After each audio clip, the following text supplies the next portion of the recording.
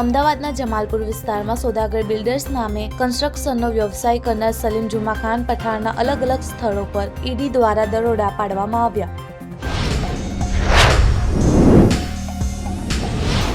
ગુજરાતમાં આવતીકાલે યોજનાર મોક ડ્રીલના આયોજન અનુસંધાને ગૃહ રાજ્યમંત્રી હર્ષભાઈ સંઘવીની અધ્યક્ષતામાં બેઠક યોજાઈ હતી, જેમાં હોમગાર્ડ્સ અને સિવિલ ડિફેન્સ ડીજીપી સહિતના ઉચ્ચ અધિકારીઓ ઉપસ્થિત રહ્યા હતા.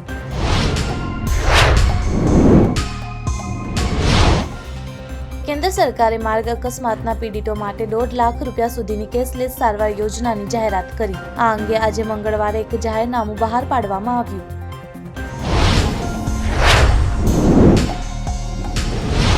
તાજેતરમાં 14 એપ્રિલથી 30 એપ્રિલ દરમિયાન ખેડા જિલ્લાના નડિયાદ ખાતે ખેલ મહાકુંભ 3.0 રાજ્યકક્ષા એથ્લેટિક્સ સ્પર્ધાનું આયોજન કરવામાં આવ્યું હતું, જેમાં રાજ્યના 6000થી વધુ ખેલાડીઓએ ભાગ લીધો હતો.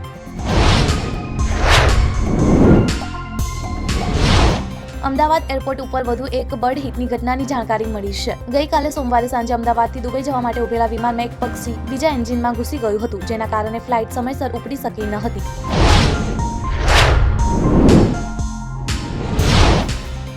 સેટકોમ કંપનીઓએ સરકાર સાથે વર્ષવાર તબક્કાવાર ઉત્પાદન યોજના શેર કરવી પડશે, જેનો ઉદ્દેશ 20% સ્વદેશીકરણને 5 વર્ષ પછી સ્થાપિત સ્તર સુધી પહોંચાડવાનો છે.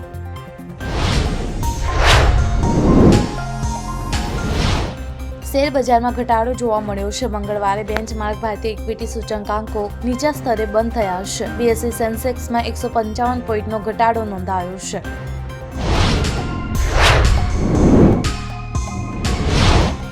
કોંગ્રેસ પ્રમુખ મલ્લિકાર્જુન ખડગેએ મંગળવારે દાવો કર્યો હતો કે વડાપ્રધાન નરેન્દ્ર મોદીને જમ્મુ અને કાશ્મીરમાં આતંકવાદી હુમલા અંગે ગુપ્તચર અહેવાલ આપવામાં આવ્યો હતો. આ પછી જ તેમનો કાશ્મીર પ્રવાસ રદ કરવામાં આવ્યો.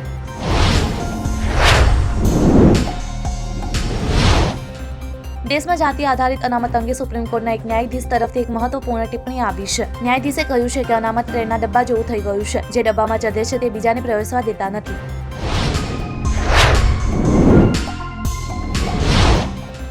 કેન્દ્રીય ગૃહ મંત્રાલયે ગઈકાલે એક મોટો નિર્ણય લીધો છે. રાજ્યના લોકોને યુદ્ધના સાયરનને ઓળખવાનું શીખવવા અને આવી પરિસ્થિતિમાં શું કરવું તેનો આદેશ આપ્યો છે.